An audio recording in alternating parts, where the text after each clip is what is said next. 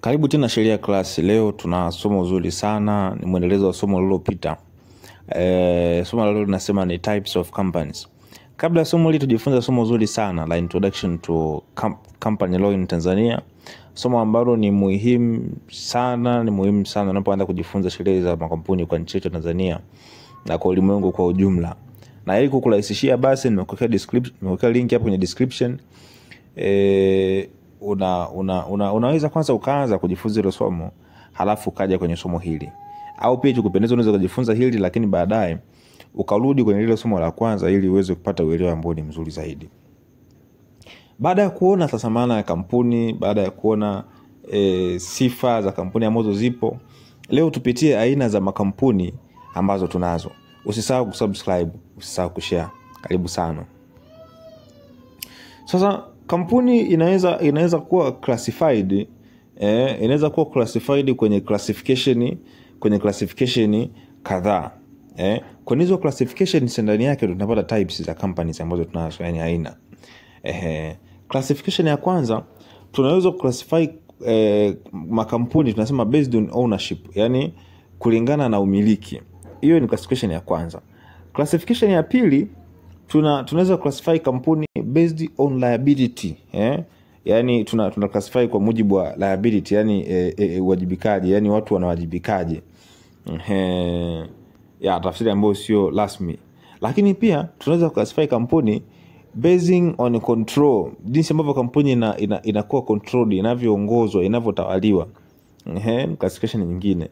Halafu classification ya mwisho tutaclassify according to establishment, yani kwa mujibu wa uanzishaji wake.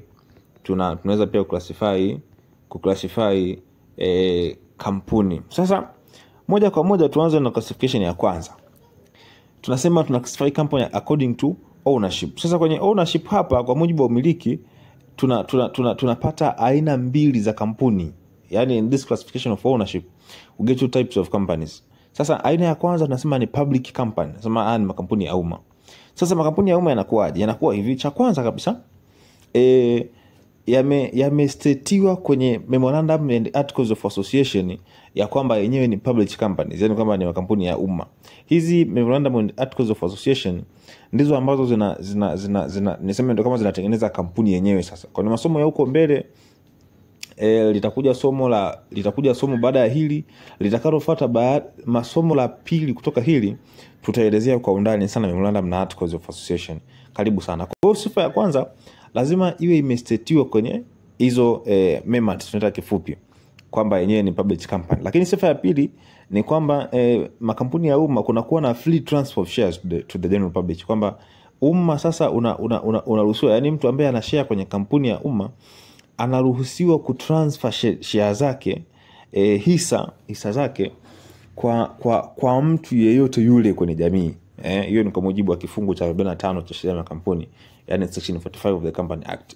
Sasa sifa kuu ya tatu ya muhimu sana ni kwamba makampuni ya umma yanahitaji kuwe na certificate of commencement of business ili ianze kufanya kazi. Yani ile kampuni sasa ambalo la umma haliwezi kuanza kufanya kazi pasipo kupewa hii document ambayo inaitwa certificate of commencement of business. Hiyo ni kwa mujibu wa kifungu cha 114 cha Company Act. Baada ya kuona hiyo type ya kwanza kwenye classification according to ownership, type ya pili tunasema ni private companies, yani makampuni binafsi. Haya yanakuwaje? Yanakuwa na sifa zifuatazo. Cha kwanza, sifa ya kwanza kabisa kama tulivyosema huko ni kwamba lazima kwenye memorandum yake iwe imestatiwa ya kwamba hii itakuwa ni private company. Ni sharti ambalo ni mandatory, ni compulsory. Lakini sifa ya pili ni kwamba ile haki ya kutransfer share inakuwa ipo restricted, yani haiko wazi sana. Inakuwa restricted kwenye masharti kadhaa ambayo yanakuwa yamewekwa, tofauti na kwenye public company ambako transfer shares ni very free to the general public. Hiyo ni kwa mujibu wa kifungu cha 27 cha the Company Act. Sifa ya tatu ya muhimu ni kwamba private company inakuwa haihitaji certificate of commencement of business kuanza kufanya kazi. Tuliona huko kwenye public company ya kwamba inahitaji kuwa na certificate of commencement of business ili kuweza kuanza kufanya kazi yake, lakini hii haihitaji, na ni kwa mujibu wa kifungu cha 114 poa ambacho nimekuwekea. Unaweza kusoma hapa ukapata understanding zaidi. Classification ya pili tulisema ni based on liability. Hapa na penyewe pia kuna aina mbili za kampuni, two types of companies falls under this category. Ya kwanza tunasema ni a company limited by shares, kwamba hii ni kampuni ambayo inakuwa limited by nini? By shares. Inakuwaje hii?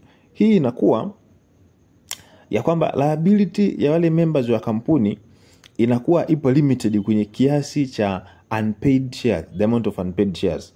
Hiyo maana yake inakuwa nini? Kwa mfano mtu ana share, labda tuseme ana share 20%, si ndio? Na kila share thamani yake ni milioni 1. Maana yake milioni 1 kwa ujumla thamani ya share zake ni milioni 20. Sasa huyu mtu anawajibika kwa kampuni kwa kile kiasi cha share ambacho bado hajalipa, hajakilipia kwa huo muda. Tuseme kwa mfano labda asilimia hata nyingi ya share zake, tuseme 80 labda maybe tuseme hata labda milioni 10 alishalipa thamani ya milioni 10 ya share zake, kabaki milioni 10. Huyu mtu atawajibika kwa hizo milioni 10 tu zilizobaki. Ndio hiyo tunasema the amount of unpaid shares. Manake other than that hawezi kuwa liable. Hiyo ni kama kampuni imekuwa limited by shares, yani kwa hisa. Ikiwa limited by guarantee tunapata aina ya pili ya kampuni. Nasema hii it's a company limited by guarantee. Hii inakuaje? Kampuni ambayo inakuwa limited by guarantee ni kampuni ambazo kwa kweli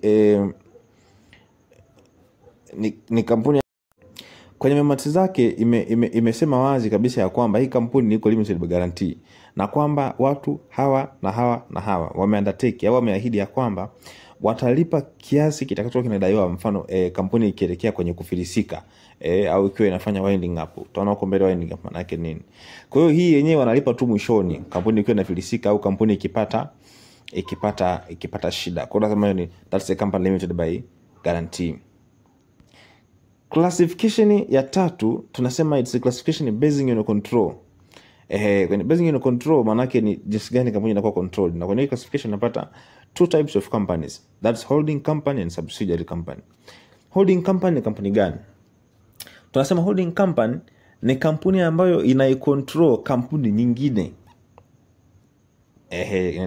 Kampuni nyingine. Maana yake hii tunasema ni kama vile yenyewe sasa ni kampuni mama, ina control kampuni nyingine, kampuni mtoto. Huyo kampuni mtoto anayekuwa controlled anaitwaje? Anaitwa subsidiary company. Ambayo tunasema ni kampuni ambayo inakuwa controliwa na kampuni nyingine. Nitoe mfano, kwa mfano kwenye madawa kuna kampuni kubwa sana ya madawa duniani inaitwa Aspen. Inaitwa Aspen. Sasa hii Aspen ina kampuni tanzu au tuseme ina kampuni ndogo inayoitwa Shellis. Hii Shellis ipo chini ya kampuni hii kubwa ya Aspen. Kwa hiyo sasa kwa mujibu wa hii classification tunasema Aspen ni holding company. Maana yake ina control nini? Kampuni ya Shellis ambayo ni subsidiary company. Classification nyingine ni basing on establishment. Hii inakuwaje? Inakuwa hivi kwamba kampuni ilianzishwaje, kwenye uanzilishwaji wake imeanzishwaje. Kwa hivyo sasa hapa tunapata aina tatu za kampuni: statutory companies, tunapata registered companies, tunapata na foreign companies. Sasa tukianza na statutory companies, ni kampuni gani? Tunasema hii ni kampuni ambayo imeanzishwa kwa sheria maalum ya bunge, a special act of the legislature, ambayo imeandishwa kwa lengo la kutoa huduma kwa jamii au tuseme kwa taifa zima. Mfano kwa Tanzania kampuni hii kuna kampuni inaitwa TANESCO. TANESCO tunafahamu ni kampuni au ni shirika ambalo limeanzishwa kwa ajili ya kusambaza umeme nchi nzima. Ni kampuni lakini lengo lake ni kwa ajili ya kutoa service, ni kutoa huduma kwa jamii, ambapo huduma hiyo ni kusambaza nini? Kusambaza umeme. Aina ya pili tunasema registered companies. Ni kampuni gani? Hizi ni kampuni ambazo zinakuwa zinatengenezwa chini ya the Companies Act. The Companies Act ambayo ndio sheria inayotawala kampuni zote Tanzania. Hizi zinakuaje? Tunasema ndio hizo ambazo zinatengenezwa na zinaanza baada ya kupata certificate of incorporation. Kama kampuni ikishatengenezwa ikafuata procedure zote ikamilika, inapewa hichi kitu kinachoitwa certificate of incorporation. Baada hapo inakuwa ni kampuni na inaanza kufanya kazi. Kwa hiyo registered companies ni zile kampuni ambazo zinatengenezwa chini ya nini? Ya the Companies Act, na sio chini ya sheria maalum kama kwenye hiyo kampuni nyuma ambayo tumeona hapo. Aina ya tatu inaitwa foreign companies. Ndo nini? Ni kampuni ambayo imeanzishwa nje ya Tanzania, au tunasema imeanzishwa nje ya nchi, lakini sasa ina sehemu yake ya kazi au tuseme ina sehemu yake ya biashara au sehemu yake ya kazi kwenye nchi nyingine, ambayo kwenye kesi yetu hapa tunasema ni Tanzania, kama ni kampuni imeanzishwa nje ya Tanzania lakini inafanya kazi ina sehemu ya kufanya kazi nchini wapi? Nchini Tanzania. Tu mfano kwa Tanzania kuna kampuni inaitwa Barrick. Barrick ni kampuni ambayo imeanzishwa huko nje kabisa, inafanya kazi huko nje, lakini ina migodi hapa Tanzania. Kwa hiyo inakuwa inafanya nini? Inachimba madini japo kuandishwa hapa. Sasa hii utaelewa zaidi au utaona kwa ndani zaidi kwenye kifungu cha 433 cha the Companies Act, ambao ndio sheria inayotawala makampuni nchini kwetu Tanzania. Bila shaka umejifunza mengi sana kwenye presentation ya leo. Tuandikie kwenye comment, una mawazo gani kuhusu presentation? Una swali gani? Unataka presentation ipi? Tuboreshe nini? Tupunguze nini? Lakini pia kama una jambo lingine, tumeweka email hapo, unaweza tukawasiliana. Unahitaji usaidizi labda kwenye masomo kwa namna fulani, tunaweza pia tukakusaidia ukaweza kufanya vizuri kwenye masomo yako ya sheria. Karibu sana. Video itakayofuata katika channel hii itakuwa ni the corporate veil and lifting of the corporate veil. Corporate veil ni nini? How do you lift the corporate veil? Tutaangalia kwenye presentation ambayo inakuja. Karibu sana. Tafadhali sana subscribe. Mungu akubariki.